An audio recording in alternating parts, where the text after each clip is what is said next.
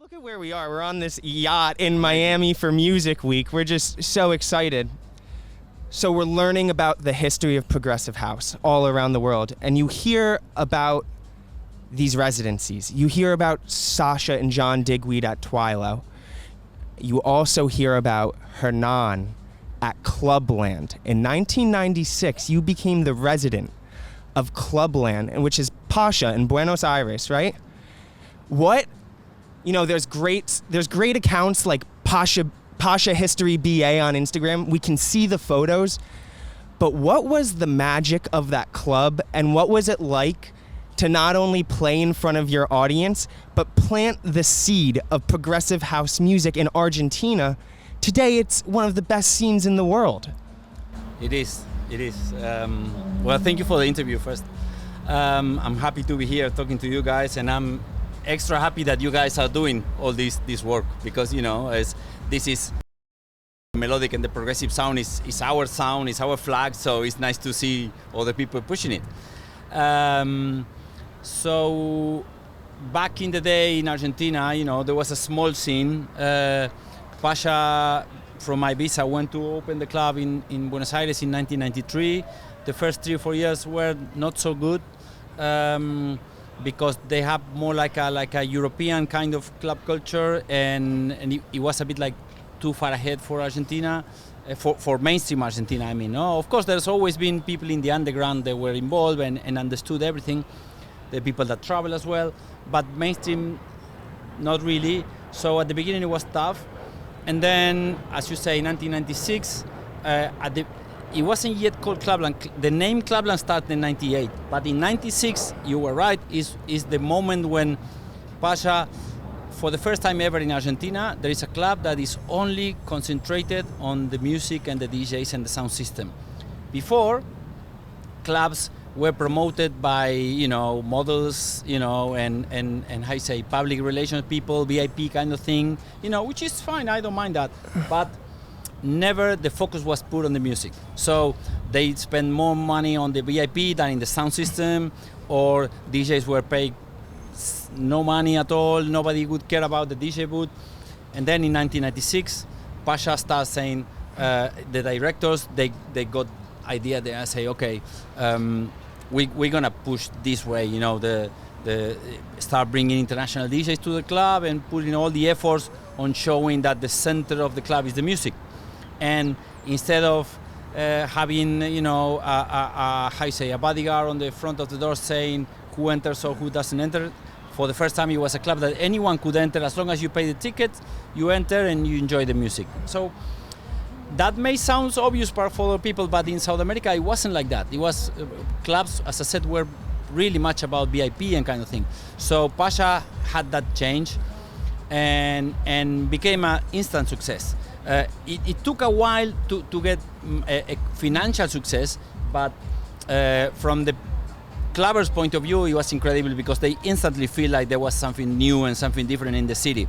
I was lucky enough to be the resident of the club, so at that time it started to have, every weekend, Sasha or John and Danny Tenaglia, or any Dave Seaman, Danny Howells, Nick Warren, you mentioned any top DJ from all over the world coming to play week in, week out, and I was normally opening or closing, or sometimes opening and closing. So, and since the scene were really small and there were not many people working around, I was also in charge of sometimes picking them up at the airport. So I get to know these guys. They were my idols, and suddenly I was taking them for lunch or dinner, and of course playing with them and sharing music. So for me it was like an incredible time to grow up and get to know these guys, and they get to know me. So then in 1998 starts Clubland, the night called Clubland, which is Saturday nights at Pacha, and it started like you said earlier, one of those institutions of the club music, and the word started going out internationally, and people from UK magazines or US magazines start traveling to see what's going on in Argentina, why everybody is still talking about that, and the DJs, So we have really good press and really good exposure, because it's a combination of things. We have this amazing club and sound and the DJs, but you have to add that I would say one of the biggest assets of the scene in South America is the Latino spirit. You know, we are Latinos. We maybe look Europeans because most of us came from, you know, our old grandparents were immigrants. You know, they came to Argentina or to South America in the early 90s, 1890, right? And after the First War and after even the Second World War. But so we all have this kind of like a mixed culture. We are like Europeans, Spaniards, Italians, but we all have the Latino spirit. So when there is a party, we all, you know, clap and scream and dance like crazy, and it's like it creates a very, very special atmosphere. And people were really willing. Up until the 1990s, there were no much international DJs coming to play, and not even rock bands. There were few, not bigger festivals like we have today these days. So the excitement and the enthusiasm of the crowd was unparalleled. It's even the day of today, like when a big rock band, I'm talking about like, you know, people like the Rolling Stones or Madonna, they want to make a video. They go to record it in Argentina or in Brazil because they know that the moment they put the camera on the crowd, they're gonna get something that they don't get on other parts of the world. It's not because it's better or worse. It's just the way that we express, you know.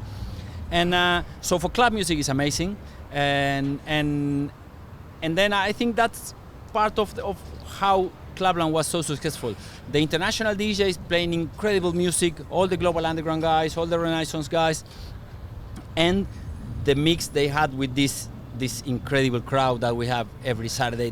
People were super, super loyal. You know, they would come to play very early, so I was warming up, but always warming up for a full crowd because they would come early because I was playing, and then nobody would leave until we close 10 in the morning. There was no like curfew at that time, so we could go anytime.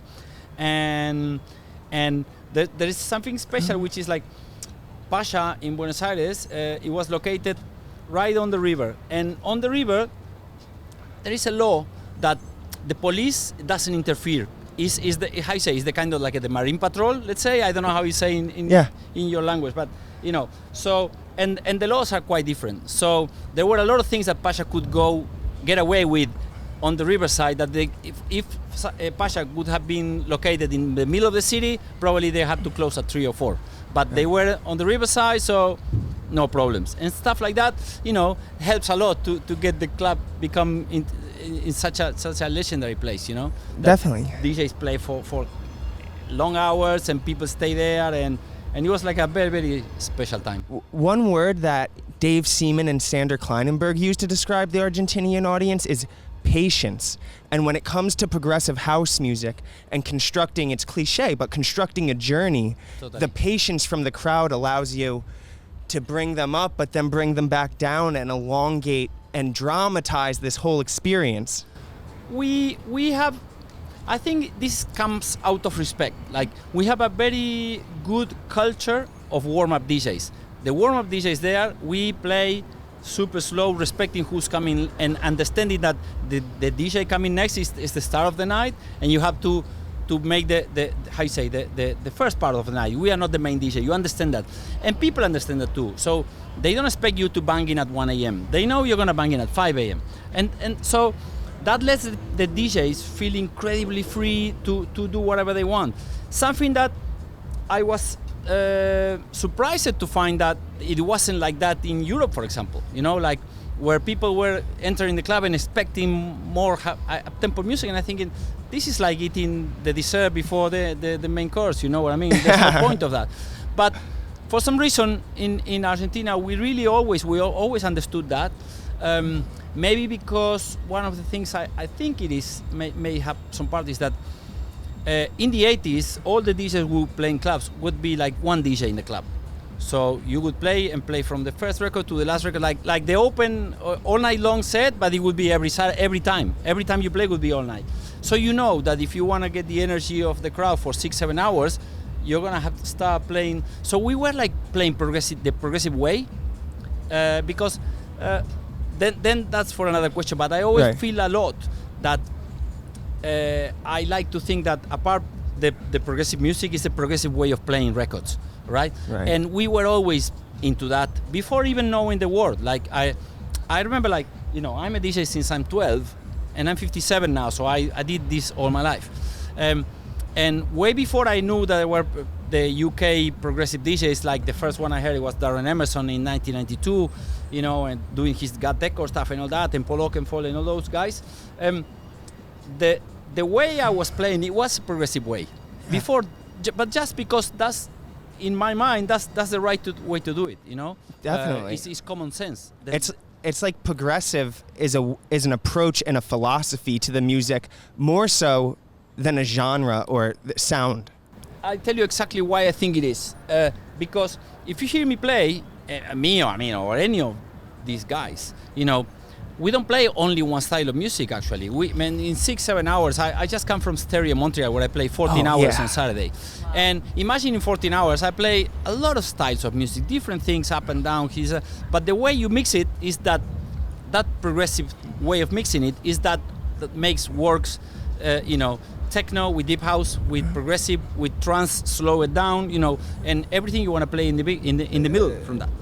So we had all these influences because I was playing, you know, I had massive influence from, you know, people like Frankie Knuckles, but then also Laurent Garnier, which is, you know, different kind of stuff. But they were all DJs that they knew how to play the long set.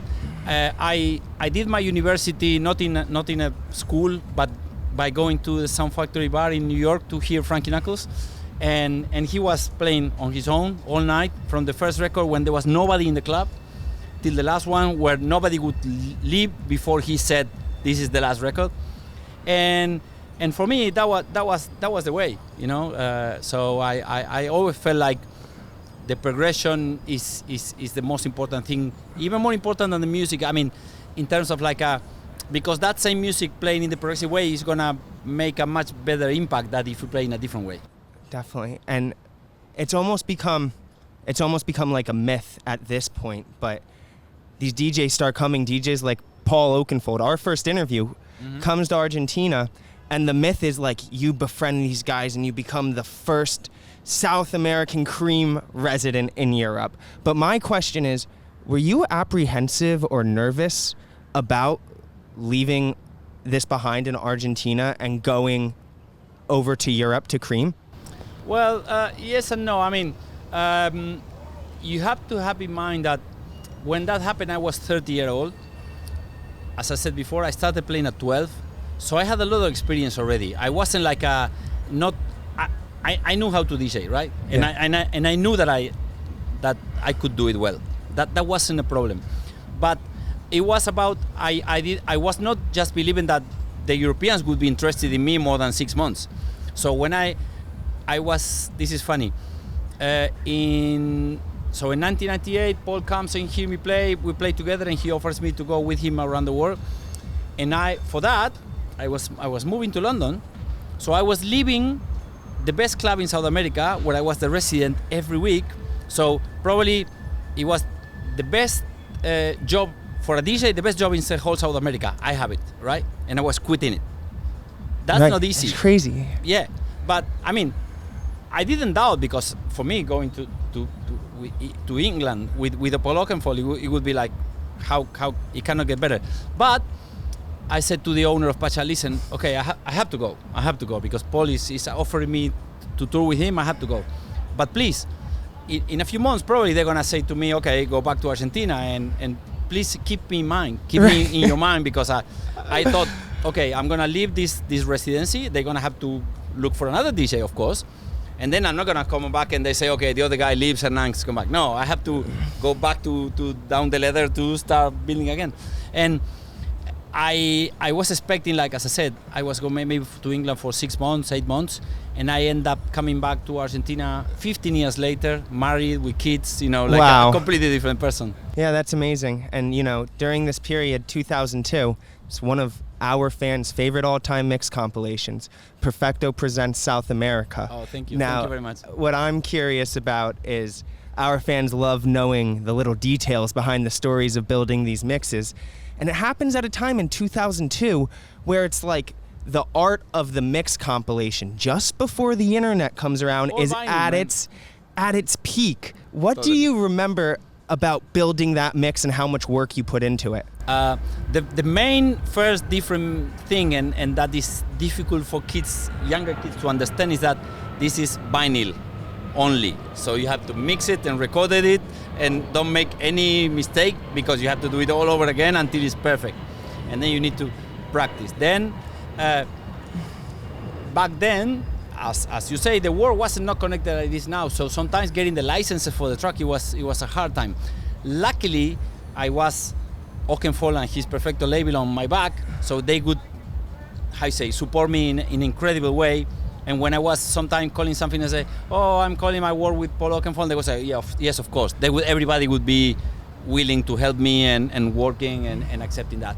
I remember the amount of pressure I had I was aware that back then there were no South American DJs doing it internationally. Most of the scene worldwide were more or Americans or Europeans, mostly English or Germans, some French people, but mostly nobody from the third world. Right. Yeah, and I was kind of like super happy carrying that flag, but also thinking, okay, but I have to deliver, because otherwise they're gonna say South American DJs. It's a big responsibility. Yeah. Yes, and especially in Argentina, anyone that knows the story about Argentina, we are a beautiful country with beautiful people, but for different reasons we've been having hard times almost all our lives.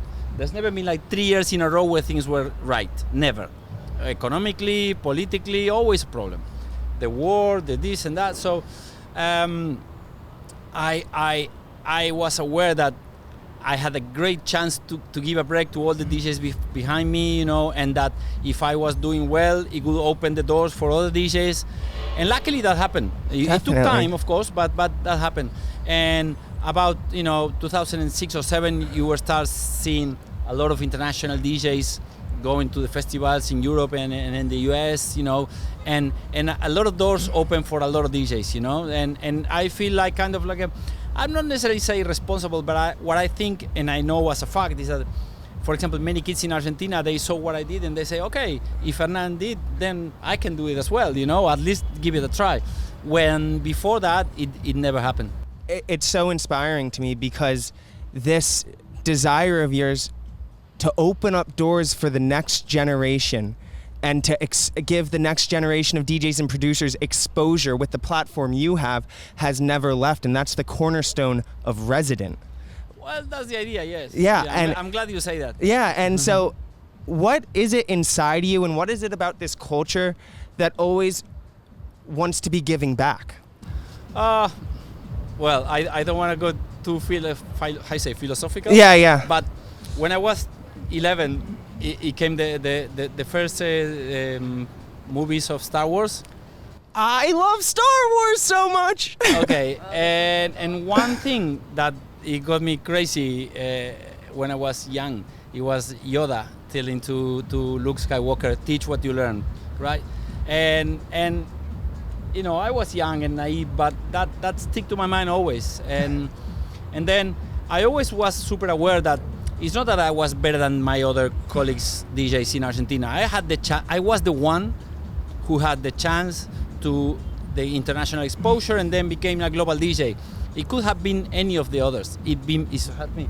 So I always thought, okay, I have to share this. It's like, and then I remember back in those days, we were, as I told you before, getting, people like Danny Rampling, truly pioneers of the scene, coming to us and teaching us not just how to play, but also how to behave.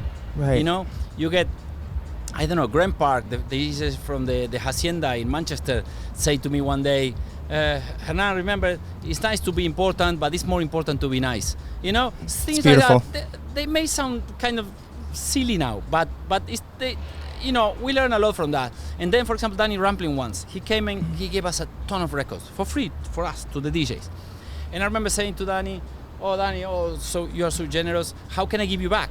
And I say, no, you don't have to give me. If you give it back, it finished there. You give it to somebody else. And tell them that when they don't use these records anymore, give it to somebody else. Nice. And that's it. And all these little lessons about, helping each other and pushing each other to make a bigger scene. You know, I always thought they were crucial, especially in a place like in South America where things are difficult. Vinyl or records are difficult to get. There's not like big brands like Pioneer sponsoring DJs, so you have to do it all on your own and in the hard way. So if of course me, if it's not me who helps the young kids, who's gonna be? You know, like I get exposure, I get the career, I get the place. So then that was also, years later I created the Sudbeat label. Right. Also to at the beginning it was only to push Argentinians. Then I thought, why only Argentinians? I was gonna push anyone, but I we DJs, we traveling DJs, we get a chance to meet amazing producers all over the place, from Alaska to Singapore every weekend, and what they need is what we have, which is the visibility. Right. They have the talent, but especially these days where there's 1,000 DJs at every corner, they need to put the head out of the rest, and the good ones need some visibility. So with the resident show on the Saturday nights, or with the Sudbeat label, or my sets, or any way I can, I just try to give them back. Push something, and the same way Paul changed my life. By signing me and taking with him on tour. I try to help these other guys. Amazing. And we know you're pressed for time. It's No, last it's okay. last question I have is. But you don't have to have. Oh, cool. Okay. We are not in a, honestly. Amazing. We're not in a hurry. Amazing. I like this talk. Yeah. No, I could talk and about as it. you can see, I talk a lot. So. No, I could talk about it all day. So you're playing. All these years later, you find yourself still playing, still enjoying it, and now sharing the stage with another legend and also a friend. Like, what is it like knowing that you and Nick Warren have both shared a similar story, or came up in a similar era and a similar experience, to be doing this together still all these years later? Well, the story with Nick comes, he was a star way before me. I remember buying his Global Underground CD and his Back to Mine CDs, and he came to play in Argentina with Way Out West. He did play at the first Greenfields and then play at Pacha. And not only I was a big fan of him as a DJ, but also instantly when I met him, I knew he was a super, super cool guy, the nicest guy in the business. Probably him and Danny Howells for me are the two nicest guys in the whole music business. And with Nick, we were similar in sound. So I think it was about 15 years ago that, or maybe a little bit more, that we do a couple of back-to-backs. I think we did one in Lebanon and one in Argentina, and it really worked super well. We felt super good, and we saw that the people were, enjoying in a special way. I enjoy my own shows. He does his own, but when we are together, there's this special chemistry, exactly, that it comes and people enjoy so much, and we since then became super friends, and we share the stage all over the world many times, in many countries, and one funny thing is that people don't know is that we never ever talk about music. Wow. We just go with the flow, Yeah. But since we play similar, we don't play the same music, but it's similar styles. So probably I would play records that he would like, but he won't play, and me the other way around. So it always worked really well, and we trust each other. I think that's the most important thing in a back-to-back, because what's the point if you do a back-to-back because you enjoy the company of the DJ? Otherwise, there's no point to do it. And with Nick, I know that we play always 3 and 3, right? 3 records, 3 records each. And now he's gonna play the right 3 records, and when I come back, I'm gonna play it's that, as you say, it's that chemistry that happens every while in a while, not with everybody, but with Nick. And then, as I said, he's a dear friend. I love him dearly. And I wish we continue doing this for many years. Yeah, well, we just want to thank you so much thank you guys for coming on. It hasn't even been a year ago since we first interviewed Paul, and to think how gracious all the DJs of this era who continue to crush it today are in terms of sharing the story of this journey of this music with us. We're just really grateful, and we know everyone's going to be super excited to see this, so thank you so much. No, thank you, man. Thank you. And let me say thank you, Paul, because Paul was the one that took me from Argentina to the world. Not my DJ career. He changed my life. Right. I'm forever grateful to Paul, you know, and not only because all what he did for the music scene in general, but also what he did for me. So.